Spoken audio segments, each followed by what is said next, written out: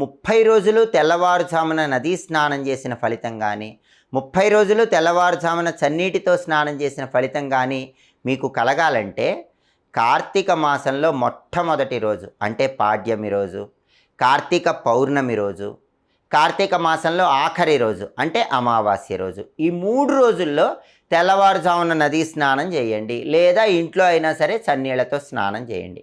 మనకి స్కాంద పురాణం ఏం చెప్తుందంటే కార్తీక మాసంలో మొదటి రోజు, చివరి రోజు, మధ్య రోజు అంటే పాడ్యమి, పౌర్ణమి, అమావాస్య, ఈ 3 రోజుల్లో ఇలా స్నానం చేస్తే కార్తీక మాసంలో నెల రోజులు చేసిన ఫలితం కలుగుతుందని స్కాంద పురాణంలో చెప్పారు. కాబట్టి 30 రోజులు ఇలా తెల్లవారుజామున చన్నీటితో స్నానం చేయటం వీలు కాని వాళ్ళకి స్కాంద పురాణం ఈ ఉపాయం చెప్పింది.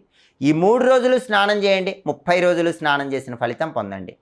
అలాగే కార్తీక మాసంలో అందరూ కూడా సాయంకాలం పూట శివాలయ ప్రాంగణంలో విష్ణుమూర్తి